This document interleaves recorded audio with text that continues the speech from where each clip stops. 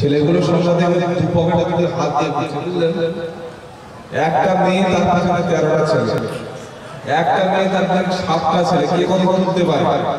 যার কাছে দামি বাইক, পিছনে ছোট্ট সিট নিয়ে প্যাঁ কি বুঝলেন, শুধু দেখা দেখি চলছে, 5 বাজে গিয়ে I love you dear come here, সব চলছে সন্ধ্যা থেকে। তোমার কমিটির ভাইরা চেষ্টা করেছিলেন ছেলে মেয়েদেরকে আটকানো, কিন্তু আটকানো যায় না। তো যাই হোক, করোনা দেওয়ার পরে আল্লাহ তাআলা কিছুদিন আটকে দিয়েছিলেন, আমার সেই সব কাজে হয়ে গেছে।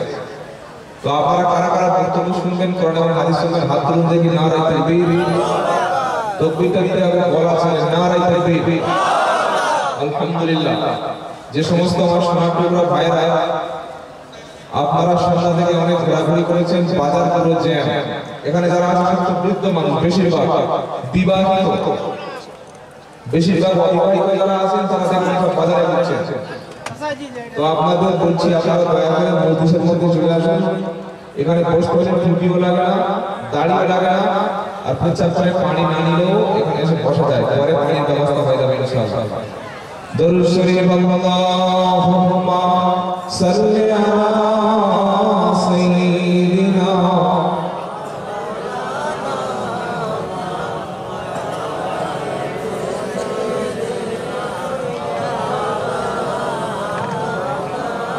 সমাধান চাও যদি জীবনে মরণে, ফিরে যাও খুঁজে নাও চোখরা কোরআনে। সুবহানাল্লাহ বলতে পারলাম না? সমাধান চাও যদি জীবনে মরণে, ফিরে যাও খুঁজে নাও চোখরা কোরআনে। তবে পাবে সুখ শান্তির ঠিকানা, তবে পাবে সুখ শান্তির ঠিকানা, যদি মেনে নাও তুমি মনে প্রাণে। সমাধান চাও যদি জীবনে মরণে, ফিরে যাও খুঁজে নাও চোখরা কোরআনে। এ তো চির মামলা চির মুক্তির ডাক, এ যে মহাবাণী খোদার কালামে পাক। এ তো চির মামলা চির মুক্তির ডাক, এ যে মহাবাণী খোদার কালামে পাক। এই দুনিয়া সেই দুনিয়া, মুক্তি পাবে তুমি দু জাহানে। সমাধান চাও যদি জীবনে মরণে, ফিরে যাও খুঁজে নাও চোখরা কোরআনে। জোরে বলো সুবহানাল্লাহ। কোরআন কি শুধু মুসলমানদের জন্য, সবার জন্য? সবার জন্য কোরআন আপনারা বিশ্বাস করেন? আসুন আমরা আলোচনা করি। সর্বপ্রথমে আল্লাহর দরবারে শুকরিয়া আদায় করি, বলি আলহামদুলিল্লাহ। জোরে বলি আলহামদুলিল্লাহ। যে আল্লাহ তাআলা করোনা থেকে বাঁচিয়েছেন, কবরে পৌঁছায় নাই, হাসপাতালে খাটে আঘাত নিয়ে যায় নাই, সুস্থ রেখে শরীর ভালো রেখে ইসলাম অনুসারী হওয়ার তৌফিক দান করেছেন। প্রিয় নবী মুহাম্মদ সাল্লাল্লাহু আলাইহি ওয়াসাল্লামের উম্মত হওয়ার তৌফিক দান করেছেন, সেজন্য বলি আলহামদুলিল্লাহ। জোরে বলি আলহামদুলিল্লাহ। তারপরে সর্বপ্রথম সালাম পাঠ করি সেই প্রিয় নবীর উপরে সাল্লাল্লাহু আলাইহি ওয়াসাল্লাম। আচ্ছা, আপনারা এসেছেন, আপনাদের গ্রাম নাম ভেগুটিয়া, তাই তো? ভেগুটিয়া লোক মরে, একটু কথা বলুন। লোক মরে, মরে গেলে কবরে কজন যায়, দেয়া হয় কবরে। একটা কবরে 3 জন যায় তো? হ্যাঁ, একজন। কথা বলেন, একজন করে ইমাম সাহেব 1000 টাকা থাকবে না? একটা থাকবে না? থাকবে না। কবর থেকে যখন উঠবেন কজন বলুন? কথা বলুন। আল্লাহ সামনে দাঁড়াবেন একজন, পাশে কাউকে পাবেন না। এই যে নেতা নেত্রী, দাদা দিদি মোদি, আমাদের ইমাম পীর হাফেজ কারি মুফতি মাওলানা, কেউ পাশে থাকবে না। শুধু যতটুকু আমল করলেন সেটাই থাকবে। আজকে আমার আলোচনার বিষয় হচ্ছে এটাই, যে আপনাকে একাকী চলতে হবে। এমন একটা কাজ করুন, মৃত্যুর পরে যেন কবর আল্লাহ তাআলা নূর করে দেয়। সুবহানাল্লাহ। যদি আমরা ভালো কাজ করে, যদি ভালো কাজ মানে কি, দান সদকা জাকাত ফিতরা কুরবানি সব করছি, কিন্তু নামাজ নাই, সেটার আল্লাহর দরবারে কোনো ভ্যালু নাই, ভ্যালুলেস হয়ে যাবে। আপনারা কি বলছেন বলুন? বলে যে ভালো কাজ করতে হবে। যদি আপনি দুনিয়ায় ভালো কাজ করতে পারেন, কিয়ামতের দিন আপনাকে কবর থেকে উঠতে হবে, আর ওঠার পরে আল্লাহর সামনে দাঁড়িয়ে সমস্ত হিসাব দিতে। যেটা বলুন, ওয়াকুল্লুহুম আতিহি ইয়াউমাল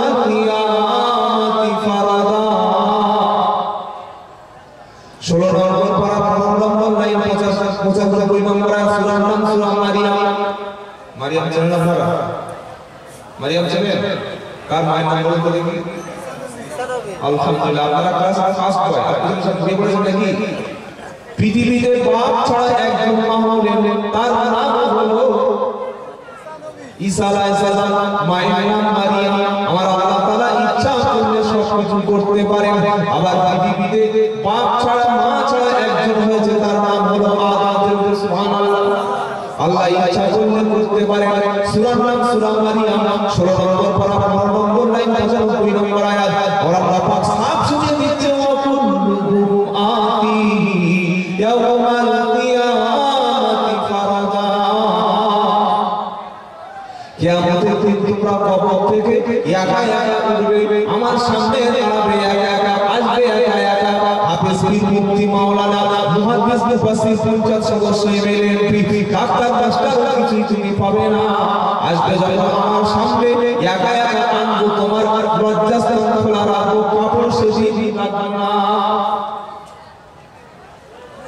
যেদিন কিয়ামতের দিন উঠতে হবে, কাপড় পরে উঠলে সেদিন চলবে না, হাফ প্যান্ট চলবে না, ফুল প্যান্ট চলবে না, পাঞ্জাবি চলবে না, ধুতি চলবে না, লুঙ্গি চলবে না, আন্দার প্যান্ট চলবে না, সব নাই, পুরো ফাঁকা।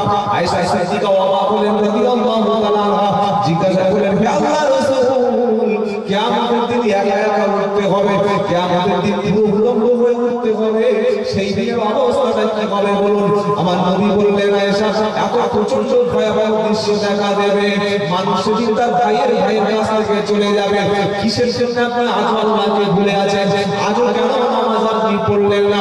কেন কোরআন শরীফটা শিখছেন না? কেন মিথ্যা কথা বলছেন?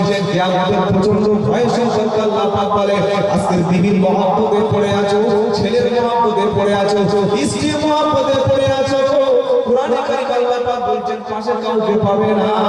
ইয়াউমা ইয়াফিরুল মারউ মিন আখিহি ওয়া উম্মিহি ওয়া আবিহি ওয়া সাহিবাতিহি ওয়া বানিহি লিকুল্লি ইমরিইন মিনহুম ইয়াওমা ইযিন শাআনুন ইউগনি। 30 নম্বর পারা 4 নম্বর লাইন 34 নম্বর আয়াত থেকে পৃষ্ঠা সূরার নাম সূরা আবাসা। আল্লাহ পাক শুনিয়ে দিচ্ছে, সেদিন কে দেখে ভয় করো, যেদিন ভাই তার ভাইয়ের কাছ থেকে পালিয়ে চলে যাবে, ভাই ভাইকে দেখে সেদিন দূরে সরে যাবে, আপা সেদিন সন্তানের কাছ থেকে চলে যাবে। জনমুখিনী মা 10 মাস গর্ভে ধারণ করেছে, জন্ম দেওয়ার সময় মা রক্তাক্ত হয়ে গেছে, ছেলের শরীর যত খারাপ হয়েছে, জনম দুঃখিনী মা কখনো মাকে ভুলে যায় নাই। কোরআন বলছে, সেই মা সেদিন সন্তানের থেকে দূরে চলে যাবে। এবার মানুষ যখন বাপ চলে যাবে, মা যখন চলে যাবে, ভাই যখন চলে যাবে, এইরকম ভয়াবহ দৃশ্য যখন দেখা দেবে, মানুষ তখন নিজের স্ত্রীর কাছে গিয়ে পরিচয় দেবে। কি বুঝতে পারছেন আপনারা? ভাই নাই, বাপ নাই, মা নাই, ছেলে নাই, মেয়ে নাই, তো বলে বউয়ের কাছে যাই, সংসার থেকে বাপ আলাদা করে দিয়েছে, স্ত্রীকে নিয়ে আলাদা থাকে না, সংসার থেকে বাপ আলাদা করে দিলে কাকে নিয়ে থাকে? স্ত্রীকে নিয়ে। আল্লাহ বলছে স্ত্রীও থাকবে না, জানি তো স্বামী সেদিন কিয়ামতের দিন বলবে, স্ত্রী তোমার জন্য 7 বছর নামাজ পড়ি নাই, তোমার জন্য ফজরের নামাজটা কাজা করে দিয়েছি, দাড়ি চাষলে তোমাকে খুশি করেছি, দাড়ি চাষলে খুশি কে হয় বলো? তাড়াতাড়ি কথা বলেন। ছকিনার মা, আয়েশার মা, বিবির মা, হাসিনা ভাবি, জরিনা ভাবি, এরা খুশি হবে। আর দাড়ি রাখলে সবচাইতে অখুশি আমার নবী হয়ে যাবে। আজকে অফিস আদালতে সমস্ত জায়গায় মাস বাধ্যতামূলক করেছে, মাস নাই, পেট্রোল পাম্পে তেল নাই, মাস নাই, অফিসে যেতে পারবে না, মাস নাই, ট্রেনে যেতে পারবে না, মাস নাই, স্কুলে আসতে পারবে না, মাস নাই, গাড়ি নিতে পারবে না। ঠিক বলছি না ভুল বলছি? জোরে বলেন। ওরে মাস থাকলে থাকবে, যদি অফিসে ঢুকতে পারেন, তাহলে মুখে দাড়ি না থাকলে জান্নাতে কি করে ঢুকবেন? বেশি বেশি হয়ে যাচ্ছে কি বলে? দুনিয়ার মাস নাই বলে গেট আউট ফ্রম হিয়ার, ইমান চলবে না বলে রোমান বলে শিক্ষিত জানা ফেলে দেয়। নতুন মাস লাগবে। কেন্দ্রীয় স্বাস্থ্য মন্ত্রক বলল N95 125 টাকা। লকডাউনের সময় যার 10 টাকা বলে হাফ কেজি চাল কিনে খেত, তার 125 টাকা দিয়ে মাছ খেতে হবে। অবিশ্বাস্য বলছে কি বুঝলে? মাছ ছাড়া যদি দুনিয়ার অফিস আদালতে না যদি যাওয়া যায় দাড়ি ছাড়া কিয়ামতের দিন কি করে উঠবেন বলুন স্ত্রীর জন্য দাড়িটা জুমার দিনে সুন্দর করে নামাজ পড়তে গেলেন না ঘর জায়গা সব বাদ দিয়েছেন কোরআন বলছে স্ত্রী সেই পালিয়ে চলে যাবে স্ত্রী বলবে দুনিয়াতে স্বামী বলতে কেউ আমার ছিল না কি বলিস 60 বছর একসাথে সঙ্গে বলে আমি 4-5 ছেলে ছিল এগুলো কেউ নয় বলে আমি চিনি না বলে ছেলেগুলো ছেলের কাছে দেখা ছেলের কাছে কি বলতে বাবা কি বলতে বলে কি বললে আমার বাপ নাই বলে তার ফেওয়ারিশ লাশ বলে না আমার আব্বা আছে মা আছে বলে অস্বীকার করছে কি বলবি তোরা ছেলে কি বলছে শুনো ইয়া আইয়ুহান নাসু তাকু রাব্বাকুম ওয়া খাশাউ ইয়াওমান লা ইয়াজজি ওয়ালিদুন আও ওয়ালাদিহি ওয়ালা মাউলুদুন হুয়া জাযিন আও ওয়ালিদিহি শাইয়া শুধু কিয়ামতের ভয় শুনিয়ে দিচ্ছি মনের মধ্যে ঈমান যদি থাকে আখিরাতে দেখবে ভয় যদি থাকে জলসায় বসতো বাজারে নোংরামি করে ঘুরতো না গ্রামের ছেলেরা বেকুটিয়ার যুবক ইয়াং সোসাইটি মাথার ঘাম পায়ে ফেলে পকেটে টাকা দিয়ে জলসা দিয়েছে হাতে ধরে পায়ে পায়ে অনেক কষ্ট করে একটা প্রোগ্রাম করেছে এসে দেখলাম শুধু কয়েকটা ওল্ড মডেল লোক বসে আছে ইয়াং ছেলেগুলো একটাও না তারা মানে সব জান্নাতি ঘুরি হয়ে গেছে নাকি আল্লাহ থেকে ভয় করতে শুরু করো আল্লাহ বলছে শোনো ছেলে বলে তোমার বউ তো চলে গেল এত ভালোবাসার স্ত্রী যদি চলে যায় তুমি কাঁদতে থাকবে এবার ছেলে কি বলছে ইয়া আইয়ুহান নাস তাকু রাব্বাকুম ওয়া খাশাউ ইয়াওমা লা ইয়াজজি ওয়ালিদুন আও ওয়ালাদিহি 21 নম্বর পারা সূরা লুকমান 33 নম্বর আয়াত সুবহান দিকে মিস্টার বিল পয়েন্টের নিচে 31 নম্বর আয়াত আল্লাহ পাক শুনিয়ে দিচ্ছে হে মানুষ সকল হে মানুষেরা সমস্ত মানুষদের আল্লাহ বললেন আল্লাহকে দেখে ভয় করো জোরে বলুন কাকে কাকা ভাই আল্লাহকে দেখে ভয় সেদিন হবে যেদিন ফজর আযান হয়ে গেলে মসজিদে থাকা যাবে না আল্লাহ ঘরে শুতে ইচ্ছা হবে না আল্লাহর দেখে ভয় সেদিন হবে আযান হয়ে যাওয়ার পর মসজিদে যেদিন জায়গা হবে না সেদিন আমার মনের মধ্যে আল্লাহ দেখে ভয় সেদিন তৈরি হবে জুমার দিনে মসজিদে গেলে পকেট থেকে অটোমেটিক 100 টাকার নোটটা আগে বার হবে আমাদের বার হচ্ছে কত টাকা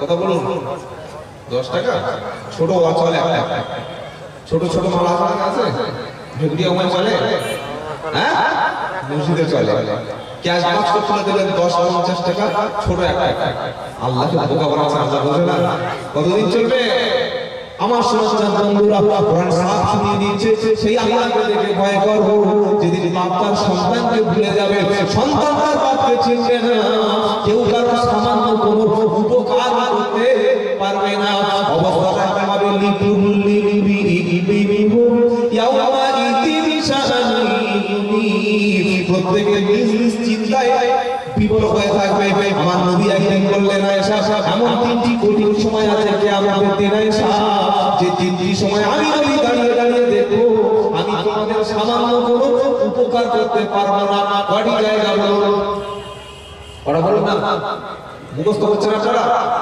বক্তব্য শুনবেন ভাববেন বাড়িতে গিয়ে চিন্তা করবেন শুধু বাবা খাওয়ার নাম বক্তব্য নয় সুর শোনার নাম বক্তব্য নয় নবী বললেন আয়েশা আমি রাসূলুল্লাহ হতে পারি আমি তোমার স্বামী হতে পারি কিন্তু কিয়ামতের দিন 3টি জায়গায় এতটা কঠিন হবে ডিফিকাল্ট হবে ভয়ঙ্কর হবে ভেরি ডেঞ্জারাস প্লেস এতটা বিপজ্জনক জায়গা সেখানে কিচ্ছু করতে পারবে না কি বলে না আপনি তো রাসূল আপনার স্বামী স্বামীর জায়গায় স্বামী আছে নবীর জায়গায় নবী আছে করতে পারবে না কিছু বলে কোন জায়গায় প্রথম নবী শোনাচ্ছেন যেখানে আমার উম্মতের নেকি এবং গুনাহগুলি ওজন হবে কথা শুনতে পেয়েছেন আপনারা নাম্বার 2 আমলনামা কাজের হিসাব তার পরীক্ষার রেজাল্ট ফলাফল ডান হাতে না বাম হাতে আসবে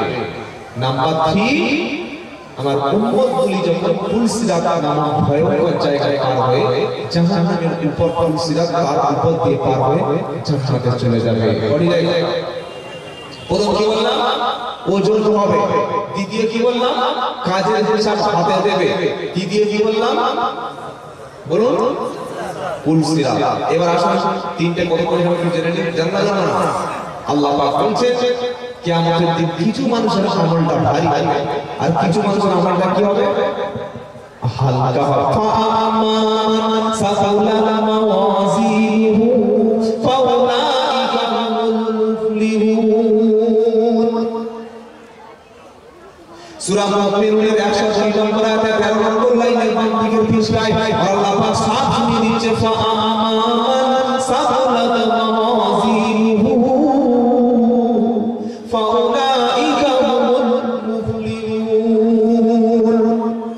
কিয়ামতের দিন যার পাল্লা ভারী হবে, পাল্লা কি হবে পাল্লা ভারী হবে তার জুমার দিন সবার আগে যে মসজিদে যায় বারবার পাল্লা ভারী হবে তার দাড়িটা আজ থেকে চাঁচবে না যে আর পাল্লা ভারী হবে তার দিনে 5 ওয়াক্ত নামাজ পড়ে যে 5 বার পাল্লা ভারী হবে তার মাথা থেকে টুপিটা খুলবে না যে আর পাল্লা ভারী হবে তার রমজান মাসে 30টা রোজা রাখবে যে বছরে একবার পাল্লা ভারী হবে তার আর টাকা থাকলে বছর জীবনে হজে যাবে একবার পাল্লা ভারী হবে তার প্রতিদিন কোরআন পড়বে বারবার পাল্লা ভারী হবে ওই মহিলা যে মহিলা স্বামীকে সন্তুষ্ট করতে পারবে পাল্লা ভারী হবে ওই মহিলা নিজের ইজ্জত শরমটা লজ্জাস্থানটা নিজের আবরুটা অপর কোনো পুরুষকে দেখাবে না পাল্লা ভারী হবে তার কোরআন যে পড়বে তার পাল্লা অটোমেটিক ভারী হবে।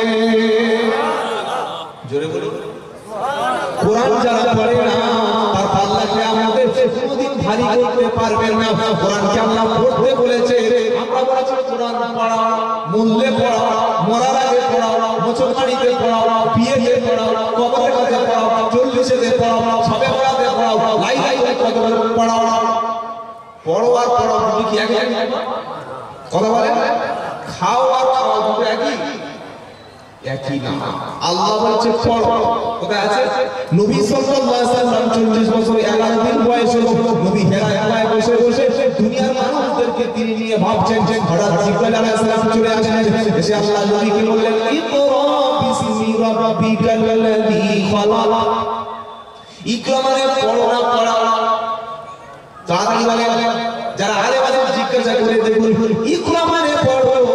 আল্লাহ নবী বললেন আমি পড়তে পারি না, আমি মাদ্রাসা ইউনিভার্সিটি কোনো মক্তবে পড়ি নাই, ইউনিভার্সিটিতে যাই নাই, কলেজে যাই নাই, কোনো হুজুরের কাছে পড়াশোনা করি নাই, আমি পড়তে পারি না। জিবরাইল আবার নবীকে বললেন পড়ো। কোরআন শুরু হলো পড়া দিয়ে। কোন নবী বলেছে বাপ মরে গেলে 40 দিনের পরে খানা করলে বাপ জান্নাতে চলে যাবে, মৃত্যুর সময় মৌলবীকে দেখে পড়ালে তোমরা জান্নাতে যাবে। কোরআন বলছে তুই নিজে পড়বি আর তুই কোরআন পড়বে যারা, ফজর পরে কোরআন পড়বে যারা, এশার পরে কোরআন পড়বে যারা, কিয়ামতের দিন পাল্লাটা তার অটোমেটিক ভারী হবে। কি দিয়ে পাল্লা ভারী করব? জোরে বলে কোরআন দিয়ে পাল্লা ভারী করব। যার বাড়িতে কোরআন পড়া হবে না কিয়ামতের দিন তার পাল্লা কখনো ভারী হবে না। আল্লাহ নবী সাল্লাল্লাহু আলাইহি ওয়াসাল্লাম বললেন প্রতিদিন রাতের বেলা যে ব্যক্তি সূরা ওয়াকিয়া পড়বে, ওয়াকিয়া ওই ব্যক্তি রুজির অভাব আল্লাহ তাআলা তিনি দূর করে দেবেন। ফজরের নামাজ পড়ে নিজেদের প্রথম ডিউটি হচ্ছে সূরা ইয়াসিন দিয়ে শুরু করা। সূরা ইয়াসিন দিয়ে দিন শুরু হবে আর রাতে ঘুমানোর সময় ওয়াকিয়া দিয়ে শুরু হবে। ফেব্রুয়ারি সমাচার বন্ধুরা রাখলো না, 199টা মুসলমানের বাড়িতে ফজরের পরে কোরআন পড়া হয় না, এশার পরে কোরআন পড়া হয় না, ফজরের সময় পড়া করে না, ফজরের সময় নামাজ নাই, কোরআন তেলাওয়াত নাই, বেলা 12টার আগে ঘুম হয় না। আমার নবী বললেন তিনটি বাড়িতে রহমতের ফেরেশতা আসবে না।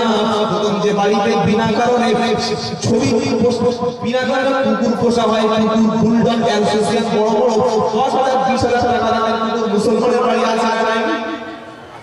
বাপকে ভাত দেয় না, মাকে ভাত দেয় না, বাপ পেছনে উপরে 10 জন শুয়ে আছে, লুঙ্গি চেঞ্জ করে দেয় না। রাত 10টার সময় মেদিনীপুর মুর্শিদাবাদ বাঁকুড়া থেকে আসছি, কনকনে ডিসেম্বর মাসে খালি গায়ে কুকুরের গলায় চেন নিয়ে গিয়েছি। ড্রাইভার বললাম কি হলো ভাই? বললে কুকুরের পেচ্ছাপ করানোর জন্য বড় প্রচেষ্টা করিতেছে। কি বললেন? বাপ শুয়ে আছে পেশাবের উপরে, জানা যাবে না এখন ছেলে, এখন ছেলে যাবে না। আপনার কি বলছেন বলুন? খবরদার নবী বললেন বিনা কারণে যে বাড়িতে কুকুর পোষা হবে ওই বাড়িতে আল্লাহর রহমতের ফেরেশতা আসে না। কুকুর পোষার কারণটা কি বলো আমার নবী বললেন একটি কারণে কুকুর পুষতে পারো বাড়িতে পাহারা দেওয়ার জন্য গার্ড দেওয়ার জন্য কুকুর পুষতে পারো। দুই নম্বর নবী বললেন যে বাড়িতে ছবি থাকে ফটো থাকে এই বাড়িতে রহমতের ফেরেশতা আসে না। মুসলমানের একটা বাড়ি বানান যে বাড়িতে ছবি নাই, আছে না নাই? একটু কথা বলুন না, রাগ করছেন আপনারা? রাগ করলে যায় আসে না। এসেছি যখন বলবো, কি বুঝলেন? এটা আমার দায়িত্ব। না বললে কিয়ামত দিন দেখবেন বক্তা জাহান্নামে বসে আছে। বললো আব্দুল্লাহ জিরা জাহান্নামে, বললো তোমাদের হালুয়া রুটি গোশ আর চিকেন আর বিফ টেনে মেরেছিলাম। প্রস্তাব চলে লাল লাল, কি বুঝলেন? মুসলমানের বাড়িতে প্রথম গেটে লেখা আছে ইলাহি ভরসা। ইলাহি ভরসা মানে কি? দিদি ভরসা, তাই তো? তাহলে ভরসা মানে কি? আল্লাহ ভরসা। উপরে লেখা আছে আল্লাহ ভরসা, ভিতরে গিয়ে দেখি শুধু বড় বড় ছবি, রোনাল্ডো, মেসি, আছে না নাই? কথা বলেন। সমস্ত নায়ক নায়িকাদের ছবি আছে, মিমির ছবি, কোয়েলের ছবি, নুসরাতের ছবি, জিদের ছবি, ভূতের ছবি। ছবির কোনো অভাব নাই। আবার কিছু কিছু নামাজি ছবি রেখেছে, বললে কার? বলে এটা আব্দুল কাদের জিলানী পীর সাহেব। বলে কিরকম পীর সাহেব? মাথায় একটা টুপি দেখবেন, সাদা দাড়ি, সুন্দর ফেন্সি দাড়ি, বলে এটা আব্দুল কাদের জিলানী। এই কারণটা দেখা যায় না? কথা বলুন না। আব্দুল কাদের জিলানী 700 বছর আগে ইন্তেকাল করেছে, মারা গেছে। আর ক্যামেরা আবিষ্কার করেছে 350 বছর আগে। কত কোন গেঁজা খেয়ে ছবিটাকে লিখে দেওয়ার চিন্তা করতে, কি বুঝলেন? আব্দুল কাদের জিলানী ছবি। আবার একটা ঘোড়া দেখলাম, ঘোড়ার গায়ে তীর মারা। জিজ্ঞাসা করলাম কিসের ঘোড়া? বলে এই ঘোড়া চড়ে ইমাম হোসেন রাদিয়াল্লাহু তাআলা তিনি কারবালার ময়দানে শহীদ হয়েছিলেন। জোরে বলুন আপনারা সচেতন শ্রোতা। অন্যান্য জায়গাতে আপনারা সুবহানাল্লাহ বলে ঝাড়ু দেবেন, কি বুঝলেন? বাড়িতে কোনো ছবি মূর্তি রাখা যাবে না। মুসলমানের বাড়িতে শোকেসের মধ্যে দেখলাম হাতি, ঘোড়া, বাঘ, শিয়াল, ছোট ছোট মূর্তি আছে। ইসলামের সঙ্গে মূর্তির কোনো সম্পর্ক নাই। আজকের বাড়িতে গিয়ে ছেলের ছবি, মেয়ের ছবি, বিবাহ বার্ষিকীর ছবি, জন্মদিনের ছবি, কোনো ছবি যদি থাকে এনে খুলে যদি না ফেলে আপনার বাড়িতে রহমতের ফেরেশতা আসবে। বিয়ে বাড়িতে প্যান্ডেল করছে, প্যান্ডেলের ব্যাপারটা না হলো দেখলাম ময়ূরের চিহ্ন আছে তো, খাটের গায়ে সাপের চিহ্ন, ময়ূরের চিহ্ন, বড় হাঁসের চিহ্ন। এই সমস্ত বাড়িতে রহমতের ফেরেশতা আসে না। নবী 3 নম্বর বললেন যে বাড়িতে স্বামী স্ত্রী নাপাক হয়ে যাওয়ার পরে, ফরজ গোসল হয়ে যাওয়ার পরে স্বামী স্ত্রী গোসল করে না, ওই বাড়িতে রহমতের ফেরেশতা কখনো, বুঝতে পেরেছেন? তাহলে আমাদের আল্লাহ ভাই ভাই কি দিয়ে বলবো? কোরআন দিয়ে বলুন না ইনশাআল্লাহ। প্রতিদিন কোরআন পড়বেন। আর ওজন আমি কিচ্ছু জানি না। আপনি সূরা ফাতিহা জানেন কি না? সূরা ফাতিহা আপনি পড়বেন। এই সূরা ফাতিহা হলো সমস্ত রোগের ঔষধ। সুবহানাল্লাহ। সূরা ইখলাস জানা আছে? কার কার হাত তুলুন। কুল হুয়াল্লাহু আহাদ, আল্লাহুস সামাদ জানা আছে না নাই? তাড়াতাড়ি বলুন। আমি আব্দুল্লাহ জুবাইর আপনাদের বলে যাচ্ছি, আল্লাহ নবী বললেন হযরত আলী প্রত্যেকদিন রাতে তুমি এক খতম কোরআন শরীফ পড়ে ঘুমাবে। হযরত আলী রাদিয়াল্লাহু তাআলা অবাক হয়ে গেলেন। আল্লাহ নবীকে জিজ্ঞাসা করলেন, ইয়া রাসূলুল্লাহ, এক খতম কোরআন শরীফ পড়তে 8 থেকে 10 ঘন্টা সময় লাগে, সেটা কিভাবে সম্ভব হবে? আমার নবী বললেন, আলী রে, সূরা ইখলাস তুমি 3 বার পাঠ করবে। 3 বার যখন সূরা ইখলাস পাঠ করবে, কোরআন নামে আল্লাহ তাআলা এক খতম কোরআন শরীফের সওয়াব লিখে দেন। প্রত্যেকটা ফরজ নামাজের পরে সালাম ফিরবার পরে আয়াতুল কুরসি পাঠ করবেন একবার। কবার? বুকে ফুঁক দেওয়া অভ্যাস ইসলামে না। অনেক মানুষ সালাম ফিরে 3-4টা ঢোকা বলে, কি বললে? বুকটা ঠান্ডা হলো আল্লাহটা না, ইসলামে নাই। ঝাড় ফাড় শুরু করে সালাম নামাজ পড়ে নবী গায়ে পায়ে দিবেন, এটাই ঠিক। বুকে ফুঁক দেওয়া সিস্টেম ইসলামে নাই। বিশেষ করে সালাম ফেরা হয়। আপনারা কি বলছেন বলুন? সালাম ফিরবার পরে পড়বেন আস্তাগফিরুল্লাহ, আল্লাহু আকবার 3 বার পড়বেন। তারপর আয়াতুল কুরসিটা একবার পড়বেন।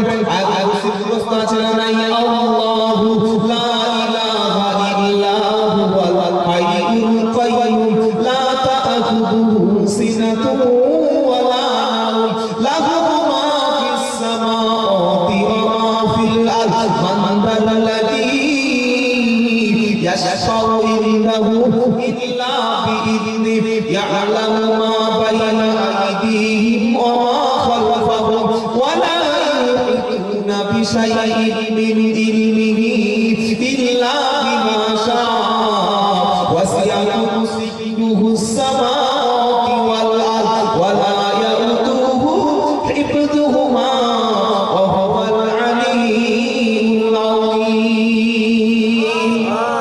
জোরে বলবেন সুবহানাল্লাহ আমি গল্প শোনাচ্ছি না কোরআন শোনাচ্ছি আনন্দবাজার পত্রিকার খবর বলছি কলম পত্রিকার খবর বলছি না বাপ দাদা দাদু ঠাকুরদার কিচ্ছা কাহিনী বলে সময় নষ্ট করার দিন নেই ভাইয়া আপনারা কি বলছেন বলুন কোথায় আছে 3 নম্বর পারা 1 নম্বর পৃষ্ঠা সূরা বাকারা 255 নম্বর আয়াত আয়াতুল কুরসি প্রত্যেকটা ফরজ নামাজের পরে পড়বেন যদি বলেন আয়াতুল কুরসি পড়লে কি হবে আমার নবীজি সাল্লাল্লাহু আলাইহি ওয়াসাল্লাম তিনি বললেন যে ব্যক্তি প্রত্যেক ফরজ নামাজের পরে আয়াতুল কুরসির সালাম ফিরবার পরে পড়বে ওই ব্যক্তি শুধু মৃত্যুর পরে আল্লাহর জান্নাতে চলে যাবে জান্নাতে যাওয়ার জন্য একটা রাস্তা বন্ধ থাকবে সেটা হচ্ছে মৃত্যু প্রত্যেক ফরজ নামাজের পরে সালাম ফিরবার পরে যে ব্যক্তি আয়াতুল কুরসি তেলাওয়াত করবে ওই ব্যক্তি ইন্তেকালের সাথে সাথে আল্লাহ তাআলা তার জন্য জান্নাতের দরজা খুলে দেবে কটা আমল করলাম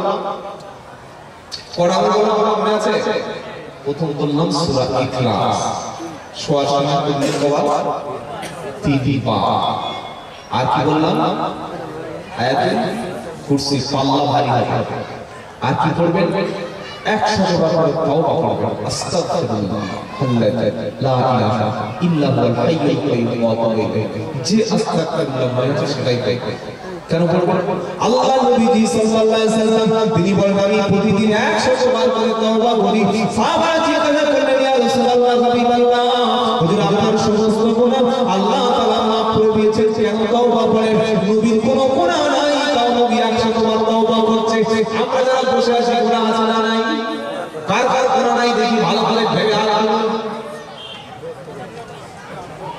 সবাই গুনাহগার আমরা সবাই পাপী তো সবাই পাপী গোপনে সর্বাঞ্চ লোকে করি একমাত্র আল্লাহ জানে শুধু মাথায় পানি দিয়ে বসে আছে ফেরেশতা কি বললেন একদমই বলেছে একটা চেয়ারে খালি না চাটা তো নরমাল 10 মিনিট পর করে দিতে কি বললেন একটা লোকের ঘোড়া বুঝবে একটা গল্প করি তবে মানুষের চিন্তা করে বুঝবে ঘোড়া বুঝছে তো ঘোড়া খায় পাতা খায় নাকি কি খায় ঘাস খায় খড় খায় ভুসি খায় ছোলা খায় বাদাম খায় ফেলি খায় লাল মিষ্টি খায় লোকটা প্রথমে সবুজ ঘাস দিয়ে খাই যাবে লকডাউনের পরে বাইরে যাচ্ছে ঘাস কাটতে পারছে আপনি এখন কি খাওয়াই খুব বুদ্ধিমান লোক বলেন চশমার দোকানে গিয়ে একটা সবুজ কাঁচের সবুজ গ্লাসের চশমা কিনে এনে দড়ি দিয়ে পিছনে একবার সেই বয়স পর্যন্ত করে দিয়েছে এইবার শুধু ঘাস দিচ্ছে শুধু খড় দিচ্ছে ঘোড়ামার পরে সবুজ ঘাস বুঝলেন তো বিসমিল্লাহ বলে চালিয়ে কি বুঝলেন কিভাবে মানুষের খালি তুলতে পারছেন আমাদের মুসলমানদের মধ্যে কিছু কিছু মুসলমান আছে নামাজ রোজার কিছু নাই তাইবে তাহলে কিছু নাই কোন জায়গায় ইসলামিক প্রোগ্রাম হবে কেউ মারা গেলে খানা বাড়িতে সঙ্গে সঙ্গে মাথাটা টুপি পরিয়ে ফেরেশতা থেকে দেখুন প্রত্যেকে এসেছে মদিনা থেকে নাকি দেওবন্দ থেকে নাকি খুতবা থেকে নাকি আজমির থেকে ফেরেশতা কনফিউজ হচ্ছে ধরবো কোথা তবে আপনারা যারা এসেছেন নিশ্চয়ই ভালো মানুষ টুপি মাথায় একবার উঠেছে এই টুপি আর খুলবেন না বলুন ইনশাআল্লাহ টুপিটা আল্লাহর পক্ষ থেকে একটা হেলমেট নবীর পক্ষ থেকে হেলমেট সুবহানাল্লাহ বলবেন না আগে যে সমস্ত লোকেরা টুপি দেখে ঘৃণা করত টুপি পাল্টা দেখে পাকিস্তানি বলতো না আর আমাদের মুসলমানদের একটা ভালো নাম আছে বুঝলেন মৌলবাদ বলে তো জঙ্গি এরা পাকিস্তানের সমর্থক তবে আলহামদুলিল্লাহ এই করোনা ভাইরাস আসার পরে এখন সমস্ত জাতির মানুষ মুখে মাস্ক মাথায় একটা সবুজ টুপি চিনি ফেলে পড়েছে দেখেছেন না দেখেন আপনারা চুপচাপ হয়ে গেছে আল্লাহ বলছে এসব করবি না মুসলমানদের টুপি এমন কাজ করে দেবো মুখ দেখাতে পারবে না যারা ফাঁকিবাজ বাজার টাকা খায় তারা লকডাউনের পরে করোনার পরে বেঁচে গেছে শুধু মুখে মাস্ক করে সারাদিন মুখে বুঝতেই পারছে না কি বুঝলে তাই মৌলবাদ জঙ্গিবাদ যাই বলুন আমরা আল্লাহ রাসূল এবং আল্লাহর কোরআন নিয়ে থাকবো। জোরে বলুন ইনশাআল্লাহ। বিপ্লবী বিদ্রোহী মৌলবাদী কেন জঙ্গিবাদী, মুসলমানদেরকে জঙ্গিবাদ বলা হচ্ছে। মুর্শিদাবাদে গত 2 মাস আগে কয়েকজন শ্রমিক তারা কাজ করতে গেল, বাড়ি ফিরে এসে সেফটি ট্যাঙ্ক বানাচ্ছে, বাথরুমের নিচে চেম্বার বানাচ্ছে সেফটি ট্যাঙ্ক। বেঈমান 5000 কুকুর মিডিয়া সুপার মিডিয়া গুলো বলল সেফটি ট্যাঙ্কে তারা নাকি বোমা বানায়। এই সেফটি ট্যাঙ্কের সঙ্গে সঙ্গে পাকিস্তানের হাত আছে। কথাটা বানিয়ে বলছে না ঠিক বলছে বলুন? সমস্ত মুসলমানরা চুপচাপ প্রতিবাদ করলাম না, মিডিয়াটাকে বলে দিলেন জঙ্গি। আমার নাম মোহাম্মদ আব্দুল্লাহ জুবায়ের শেখ, বক্তব্য করলাম লাভলাম 12টা 1টায় খেয়ে চলে যাচ্ছি। হঠাৎ এখান থেকে সেই 100 কিলোমিটার 50 কিলোমিটার দূরে বসরা থানার সামনে গাড়ি চেক করতে গাড়ির পিছনে ডিগি দিল, তুললাম। পুলিশের হাতে ছিল একটা দুরলা বন্দুক। আমি গাড়ির সামনে বসে আছি, ফট করে দিল 50 থেকে 60 গ্রাম 150 গ্রাম 200 গ্রাম 500 গ্রাম গাঁজা দিয়ে বলল স্যার এই বন্দুকের হোয়াট কি বলছেন আপনি? বলেই তো স্যার আমি তো বন্দুক রাখবেন বল। স্যার আমি তো ইসলামিক লেকচার আর মানুষের শান্তি ধর্ম প্রচার করে শান্তি ধর্ম প্রচার করে বন্দুক রাখবে। ইচ্ছা করলে পুলিশ করতে পারে, যে কোনো মানুষকে জঙ্গি সাজিয়ে দিয়ে 2 মিনিট সময় লাগে না। মুর্শিদাবাদে নিরপরাধ মুসলমানদেরকে ধরা হলো, সমস্ত রাজনৈতিক দল কেউ কোনো প্রতিবাদ করল না, মিডিয়া বলে দিল জঙ্গি। আগে তাদের তদন্ত হোক, তদন্ত হওয়ার পরে যদি জানা যায় সত্যি তারা জঙ্গি কাজের সঙ্গে যুক্ত ছিল, সত্যি তারা টেররিস্ট, তাদেরকে ফাঁসি আমরাও চাই।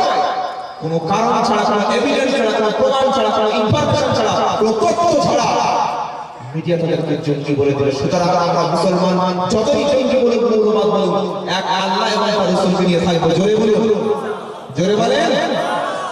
বিপ্লবী বিদ্রোহী মৌলবাদী কেন জঙ্গিবাদী, আমি বিপ্লবী বিদ্রোহী মৌলবাদী কেন জঙ্গিবাদী। সত্যের পথে থাকি বলে আমি বিপ্লবী, কোরআনের পথে থাকি বলে আমি বিদ্রোহী, জিহাদের পক্ষে ডাকি বলে তাই আমি উগ্রবাদী। জিহাদ মানে সত্যের পক্ষে সংগ্রাম, জিহাদ মানে হিন্দুদেরকে অত্যাচার করা নয়, জিহাদ মানে দেশের বিরুদ্ধে আন্দোলন করা নয়, জিহাদ মানে পুলিশের গাড়িতে ভাঙচুর করা নয়, জিহাদ মানে সাম্প্রদায়িক দাঙ্গা লাগানো নয়, জিহাদ মানে প্রচেষ্টা করা। আমি ইসলাম মানি, আমার মুসলমানদের সমাজে আমি ইসলামের প্রচার করছি, এটা হলো জিহাদ। মুয়াজ্জিন মসজিদে দাঁড়িয়ে জুমাত 5 ওয়াক্ত নামাজে আহ্বান করছে, এটা হলো জিহাদ। ইমাম মসজিদ থেকে মেহমান আহ্বান করছে মানুষকে মিম্বরে বসে, এটা হলো জিহাদ। জোরে বলি সুবহানাল্লাহ। কি বুঝতে পেরেছেন? তাই জঙ্গিবাদ চাই না কেন, আমরা দেশকে ভালোবাসি, দেশের সাথে বলবো ইনশাআল্লাহ।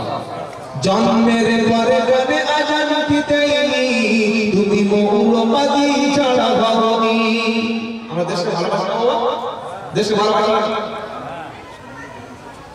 আচ্ছা আমার মা বোনেরা যারা এসেছেন একটু রিকোয়েস্ট করছি আপনারা একটু সামনের দিকে আগে আসেন আর একটু কথা বন্ধ করবেন প্লিজ। প্রত্যেক একটু সামনের দিকে আগে আসবেন, আপনার আরো অনেক দিগ্গজনরা আসবে, তাদের একটু বড় সুযোগ দেবেন। একটু জোরে তাকবীর দেন, নারায়ে তাকবীর। দেশকে ভালোবাসেন তারা হাত তুলুন, নারায়ে তাকবীর। আলহামদুলিল্লাহ। যতই পাকিস্তানে পালাবার চেষ্টা করুক, এই দেশের জন্মেছি আমরা কোরআন নিয়ে বাঁচব ইনশাআল্লাহ। তাই আমাদের বলে মৌলবাদ শোনা যাবে কবিতা। জন্মের পরে গানে আজান দিতেইনি, তুমি মৌলবাদী ছাড়া ভাবনি। মৌলবাদী হয় না, মৌলবাদ মানে কি? ফান্ডামেন্টাল ইসলামের মূল জিনিস কোরআন, হাদিস, ইজমা, কিয়াস, এটাই নিয়ে আমরা পড়ে আছি। দেশের সংবিধান, দেশের স্বাধীনতাকে আঁকড়ে পড়ে আছে, নাম হচ্ছে মৌলবাদ। বলুন সুবহানাল্লাহ। প্রত্যেকে আমরা মৌলবাদী, কারণ আমরা দেশের সংবিধান, মূল সংবিধান মানি, কোরআন মানি, হাদিস মানি, এটাই হচ্ছে ফান্ডামেন্টাল। বলুন আলহামদুলিল্লাহ। জন্মের পরে গানে আজান দিতেইনি, তুমি মৌলবাদী ছাড়া ভাবনি। আবার মরণের পরে জানাজা পড়াবে, তখন কোথায় পালিয়ে যাবি? বিপ্লবী বিদ্রোহী মৌলবাদী কেন জঙ্গিবাদী। আল্লাহু আকবার। আল্লাহ পাক আমাদের সবাইকে ইসলামের জন্য দেশে দেশে কবুল করুক আল্লাহুম্মা আমিন। আমার সাথে বন্ধুরা খুব কঠিন দিন এসেছে, একমাত্র কোরআনকে মজবুত করে ধরুন, আর বাঁচার রাস্তা নাই ভাই, কোরআন ছাড়া বাঁচতে পারবেন না। আল্লাহ তাআলা বলছে কিয়ামতের দিন পাল্লা ভারী ভারী, কি দিয়ে ভারী হবে? কোরআন। ফামান সাকুলাত মাওয়াজিনুহু ফাউলাইকা হুমুল মুফলিহুন, যার পাল্লা ভারী হবে সেই ব্যক্তি একমাত্র সফল হবে। ওয়া মান খাফাফাত মাওয়াজিনুহু ফাউলাইকা আল্লাযীনা খাসিরু আনফুসাহুম ফি জাহান্নামা খালিদুন। কিছু মানুষের পাল্লা হালকা হবে, নেকির পাল্লাটা হালকা হয়ে যাবে, সব গুনাহগুলি একদিন উঠে যাবে। আর যার পাল্লা হালকা হবে সেই ব্যক্তি নিজের প্রতি নিজে করেছে। আমরা যদি ফজরের নামাজ না পড়ি, আমরা মানুষকে হত্যা যদি করি, সুদ যদি আমরা খাই, ঘুষ যদি আমরা খাই, মিথ্যা কথা যদি বলি, এর জন্য আমি দায়ী না মসজিদের ইমাম সাহেব? জোরে বলুন না, বক্তা দায়ী? কথা বলেন না? না আমির সাহেব দায়ী, না পীর সাহেবরা দায়ী, না নবীরা দায়ী? কেউ দায়ী নেবে না। নিজের পাপের বোঝা নিজেকে বহন করতে হবে। আর কিয়ামতের দিন জাহান্নামীদের সামনে এই কথাটা জিজ্ঞাসা করা হবে। বলে কি জিজ্ঞাসা করা হবে বলো? কোরআন বলছে ওযু থাকতে এবার আমার নিয়ে মসজিদের মধ্যে গিয়ে বলো ওয়াসিকাল্লাযীনা কাফারু ইলা জাহান্নামা যুমারা হাত্তা ইযা জাআহা ফুতিহাত আবওয়াবুহা ওয়া ক্বালা লাহুম খাযানাতুহা আলাম ইয়াতিকুম রুসুলুম মিনকুম ইয়াতলুনা আলাইকুম আয়াতি রাব্বিকুম ওয়া ইউনযিরুনাকুম লিকা ইয়াউমিকুম হাযা। 24 নম্বর পারা সূরা সূরা জুমার 71 নম্বর আয়াতে বাম দিকের পৃষ্ঠার উপর থেকে 5টা লাইন নিচে আল্লাহ পাক সাজিয়ে দিচ্ছে ওয়াসিকাল্লাযীনা কাফারু ইলা জাহান্নামা যুমারা। কাফির বেঈমান মুশরিক জাহান্নামীদেরকে কিয়ামতের দিন ফেরেশতারা হাঁকিয়ে হাঁকিয়ে জাহান্নামে নিয়ে চলে যাবে। গ্রামে চোর যখন ধরা পড়ে, ডাকাত যখন ধরা পড়ে, জঙ্গি যখন ধরা পড়ে, দেশদ্রোহী যখন ধরা পড়ে, যখন একটা বদমাশ ধরা পড়ে, অ্যান্টি সোশ্যাল ব্যক্তি যখন ধরা পড়ে, পুলিশ তাকে চার জায়গায় নিয়ে যায়, না পিছনে পাটা মারতে মারতে লাল চালায় কি পুলিশ ধরেছে একটা বড় খুনি, বলছে কি খাবে স্যার? লাল চা না দুধ চা? বলে তো কথা বলে কি দেয়? লাঠির চা। কত খাবি কি? আল্লাহ বলেছেন কিয়ামতের দিন পাটা দিতে দিতে হাঁকি এই চল চল চল জাহান্নামে নিয়ে যাব। যাওয়ার সাথে সাথে কি হবে? হাত্তা ইযা জাউহা ফুতিহাত আবওয়াবুহা, যাওয়ার সাথে সাথে জাহান্নামের দরজা খুলে গেছে। বলুন না, থানায় ধরে নিয়ে গেছে, ওদিকে পুলিশ তেল মারছে লাঠিতে, বলে রেডি, বলে রেডি বসো, বলে পিঠটা খুঁজে দাও। কি বলবে? আল্লাহ পাক শোনাচ্ছে কি হাত্তা ইযা জাউহা ফুতিহাত আবওয়াবুহা ওয়া ক্বালা লাহুম খাযানাতুহা, যাওয়ার সাথে সাথে জাহান্নামের দরজা খুলে গেছে। ফেরেশতারা রেডি, বলে তেল দিয়ে একবার রেডি। জিজ্ঞাসা করবে, কি জিজ্ঞাসা করবে? আলাম ইয়াতিকুম রুসুলুম মিনকুম ইয়াতলুনা আলাইকুম আয়াতি রাব্বিকুম। কত ঘড়ি করে কাজে লাগবে। জিজ্ঞাসা করবে ফেরেশতারা, আলাম ইয়াতিকুম রুসুলুম মিনকুম, আহা তোদের কাছে আল্লাহর পক্ষ থেকে, এখানে রাসূল মানে দূত, মেসেঞ্জার, রিপোর্টার, পয়গম্বর, নবী, আম্বিয়া এসেছিল না? দিনের দায়িত্ব ছিল না? মসজিদ থেকে দিনের দাওয়াত দেওয়া হতো না? হাজার হাজার নবী প্রেরণ করেছিলাম, শোনো নাই কথা? কেউ আসে নাই? আর দ্বিতীয় কি? ইয়াতুলুনা আলাইকুম আয়াতি রাব্বিকুম, আমার আয়াতগুলো তেলাওয়াত হতো না বাবা? কোরআনের মজলিসে দিনের মধ্যে আয়াত তেলাওয়াত হতো না? ওয়া ইউনযিরুনাকুম লিকা ইয়াউমিকুম হাযা, কিয়ামতের দিন আমার সাথে মিলতে হবে, সাক্ষাৎ করতে হবে, আমি আল্লাহ তোমার পার্সোনাল ইন্টারভিউ দেব। এটা বলতো না কেউ? জাহান্নামীরা কি বলবে? ক্বালু বালা, অবশ্যই এসেছিল, বলেছিল, কোরআন শুনিয়েছিল, আমরা বিভ্রান্তির মধ্যে ছিলাম। বলুন নাউযুবিল্লাহ। আল্লাহ তাআলা সেদিন বলবেন যার ওজন কমে গেছে ওর কি হবে? তালফাহু উজুহাহুম নার ওয়া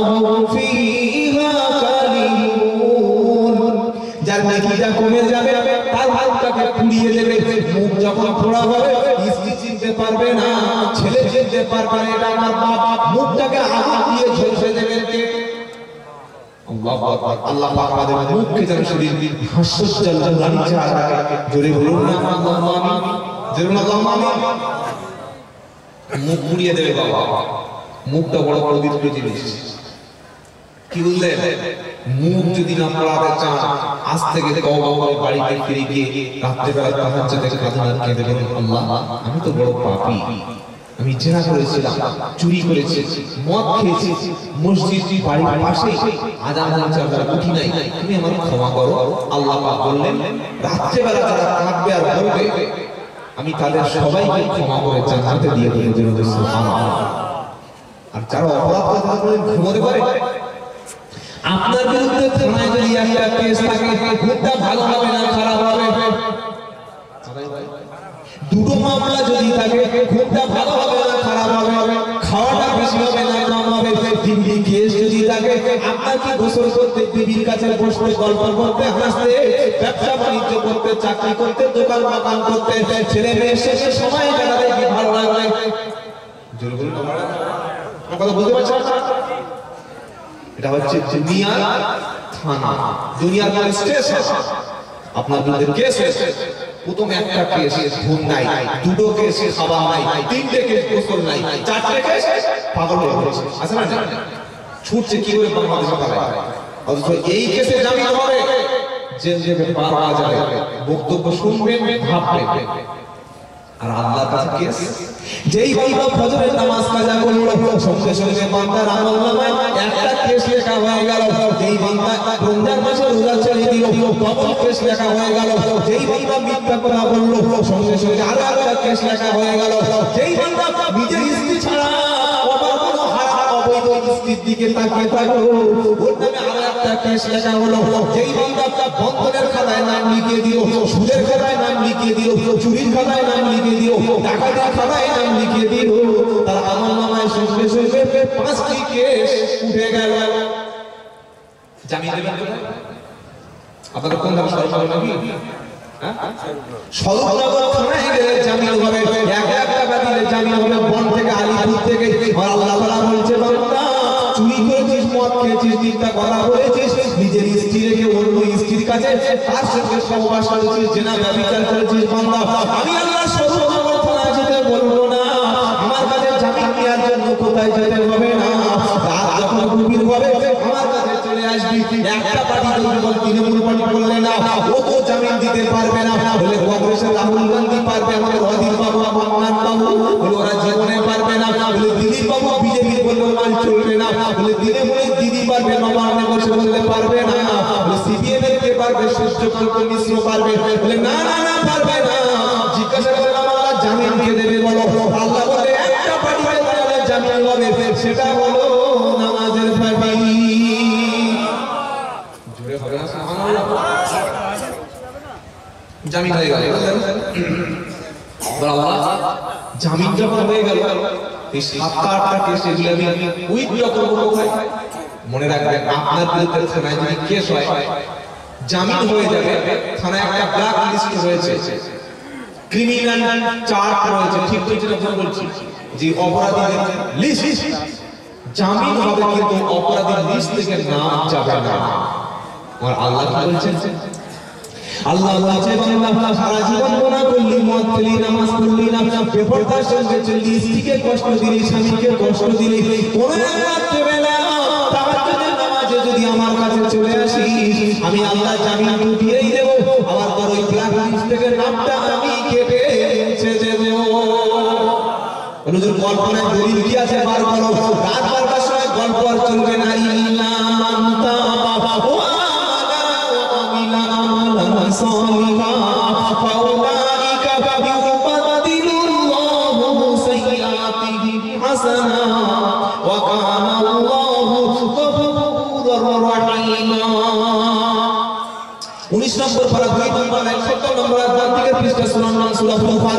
আল্লাহ পাক বলছে অপরাধীর পক্ষ থেকে তওবা করবে যারা, আমি আল্লাহ আমার উপরে ঈমান আনবে যারা, ঈমান আনার পরে নেক কাজ করবে যারা, আমলে সালেহ করবে যারা, ভালো কাজ যারা করবে, ওদের আমলনামার সমস্ত গুনাহগুলি আমি আল্লাহ সব মুছে দেব আর যতগুলি গুনাহ হয়েছিল সব গুনাহগুলি আমি আল্লাহ নেকি দিয়ে পূরণ করে দেব তার নাম হলো আল্লাহ জোরে জোরে সুবহানাল্লাহ একবার ভাবুন তো কিয়ামতের দিন আমলনামা ভারী করতে পারবো কি আল্লাহ জানে কিয়ামতের দিন আমাদের প্রত্যেকের আমলনামা ভারী করার তৌফিক দান করুন আমিন নবী বললেন আয়েশা ওই আমলনামা যেদিন ওজন হবে আমি কিচ্ছু করতে পারবো না শুধু দেখো আমার আমলনামা ভারী ভারী যেন হালকা হয় ওই জায়গা ছেড়ে গেল দ্বিতীয় জায়গা বলেছিলাম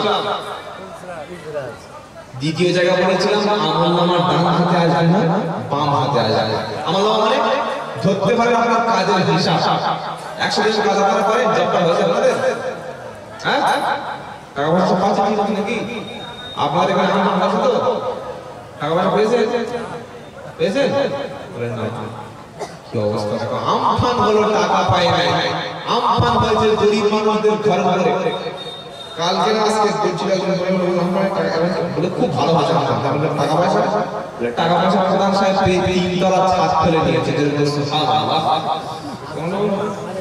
কি বললে আমফান গরিব মানুষের ছাদ নাই প্রধানের 3 তলার উপরে ঘর আর আল্লাহ বলছে কিয়ামত দিন কি কায়দা করে মারবে তুমি বুঝতে পারবে না ছাল ছাড়িয়ে নিয়ে দেবে খবরদার গরিব মানুষের টাকা মারা যাবে না রাজনীতি আপনি করুন ভালো কাজ রাস্তা ঢালাই রাস্তা করতে গিয়ে চুরি করবেন না ঘর দেওয়ার নাম করে 20,000 নেওয়া যাবে না সরকার টাকা দিচ্ছে জনগণের ট্যাক্স থেকে মমতা ব্যানার্জি আসুন আর দিদির হিসাব করুন অজিত বাবু আসুন যেই আসুন কারো বাপের টাকায় দেয় না গরিব মানুষের টাকা বিশ্বনবী তিনি রাষ্ট্রপতি ছিলেন তিনি গরিবের হক প্রাপ্য দিয়েছেন জোরে বলুন না সুবহানাল্লাহ আমাদের কথা তুমি দেবে না খবরদার আমার সংস্থার বন্ধুরা কাজের হিসাব দেবে আল্লাহ পাক বলেন কিয়ামতের দিন নামাজি ইমানদার মুমিন ব্যক্তির আমলনামা ডান হাতে আসবে সামনের দিক থেকে আর বেঈমান মুশরিক ইসলাম দেখলে গা চুলকায় জ্বালা করে মুসলমানদের জিহাদি বলে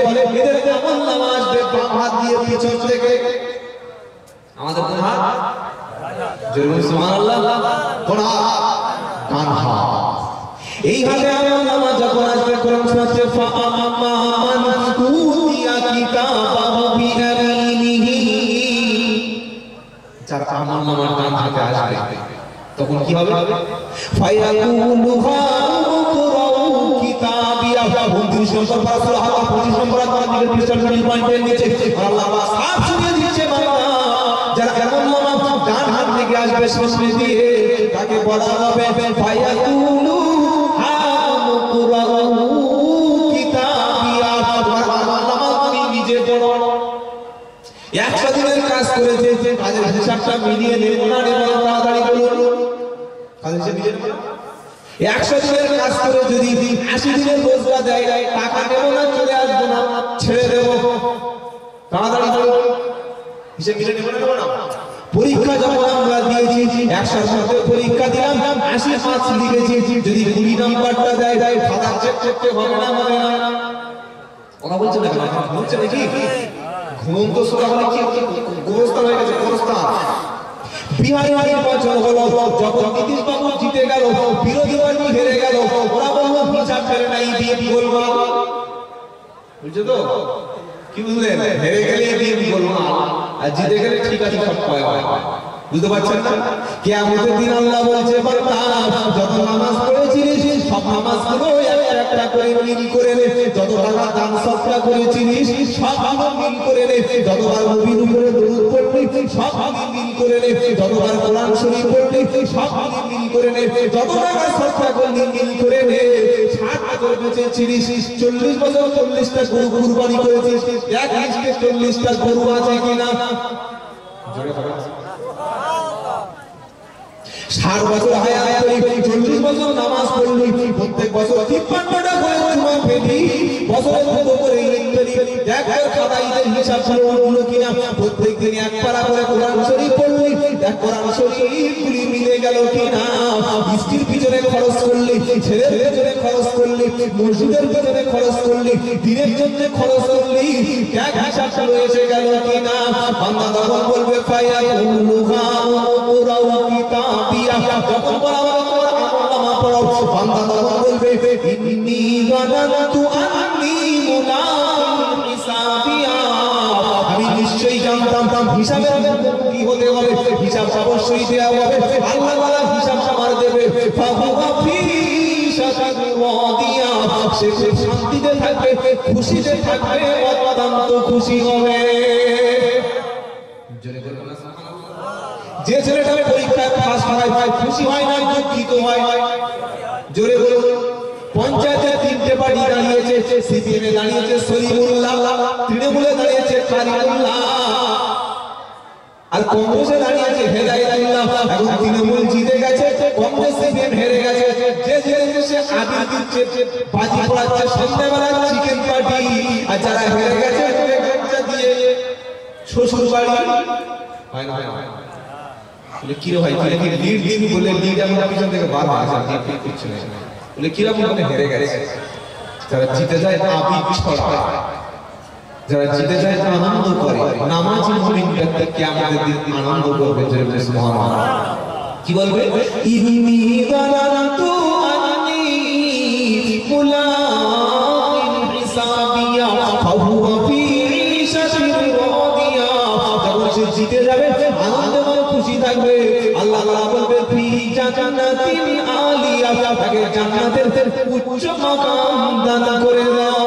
সুবহানাল্লাহ। জান্নাতের উচ্চ মাকাম পাওয়ার পরে ওকে বলা হবে কুতুফুহা দানিয়া, সমস্ত ফলগুলি, সমস্ত ফ্রুটগুলি, সমস্ত কোল্ড ড্রিঙ্কসগুলি, সমস্ত নিয়ামতগুলি, সমস্ত বিরিয়ানিগুলি, চিকেন পাবে, মটন পাবে, বিফ পাবে, কোল্ড ড্রিঙ্কস পাবে, মাজা পাবে, সব কিছু পাবে। আর নবীর হাতে কাউসার পানি খেয়ে জান্নাতের মধ্যে কলিজাটা ঠান্ডা হবে। জোরে আমরা সুবহানাল্লাহ। বলে হুজুর আর হুর পাবো না? হুর এখন অনেক কি বুঝলে, হুর খুঁজছে। হুর খোঁজার জন্য জওয়ান বয়সটা লাগাতে হবে ইসলামের পিছনে। জোরে বলুন না সুবহানাল্লাহ। ইসলামের জন্য সবচাইতে বেশি অবদান স্যাক্রিফাইস করেছিলেন ইয়ং সোসাইটি, ইয়ং ব্লাড। জোরে বলুন সুবহানাল্লাহ। ইয়ং জেনারেশনদের দিয়ে আল্লাহ ইসলামকে সারা বিশ্বে প্রচার করেছেন। জোরে বলেন। তাই আমার নবী একদিন বললেন কোন বৃদ্ধ মানুষ জান্নাতে যাবে না। আপনারা যারা বৃদ্ধ মানুষ, সিনিয়র সিটিজেন, আপনারা কি বলছেন বলুন? বলুন যে এতক্ষণ যা বলছিলেন ঠিকঠাক, এইবার গোলমাল হয়ে গেল। চাল কোথায়? একই বিশ্বাসের বিজেপি এনআরসি করে করে বাংলাদেশে পার করে খেলাটা বলছেন হুজুর যাবে না। আমি বলি নাই, 1400 বছর আগে নবী বলে গেছেন, আমি অনুবাদ। আপনারা কি বলছেন বলুন? যাবে না? নবী বললেন বৃদ্ধরা যাবে না, নবী বললেন কালো মানুষ যাবে না। নবীর দরবারে একজন বৃদ্ধ মানুষ কাঁদতে শুরু করেছে, কান্না দেখে বলছে তুমি কেঁদো না, কেঁদে কোনো লাভ হবে না। আরো কাঁদতে শুরু করেছে। বললেন হুজুর আমার অবস্থা কি হবে? নবী বললেন বৃদ্ধ মানুষ জান্নাতে যাবে না, যাবে না, আমি বলতে পারবো না। আরো কাঁদতে শুরু করেছে। নবী বললেন বৃদ্ধ কানে শুনতে পাও না? জান্নাতে গিয়ে হুরেরা যখন পিছন থেকে ডাকতে বলবে আইয়া আমি চলে এসো, তখন শুনতে পাবে না। হুরেরা যখন আনন্দ ফুর্তির জন্য ডাকবে, বিজয় করতে ডাকবে, তখন বৃদ্ধ মানুষ দাঁড়াতে পারবে না, চলতে পারবে না, হাতে লাঠি। 80 বছর বৃদ্ধ ছোট্টা চাচার সঙ্গে 16 বছর জোসরাস যদি দিয়ে দেওয়া হয় কেমন হবে? সমস্যা ঠিক হতো? হাসছে বয়স মানুষ, আল্লাহ যদি একটা হয় ভালো হবে। 80 বছরের ছোট্টা চাচার সঙ্গে জোসরাস বিয়ে যেমন দেখে না, 80 বছরের বৃদ্ধের সঙ্গে একসঙ্গে কনজুগাল লাইফ লিড করবে না। তাই নবী বললেন জান্নাতে যাওয়ার আগে তোমাদেরকে 28 থেকে 33 বছর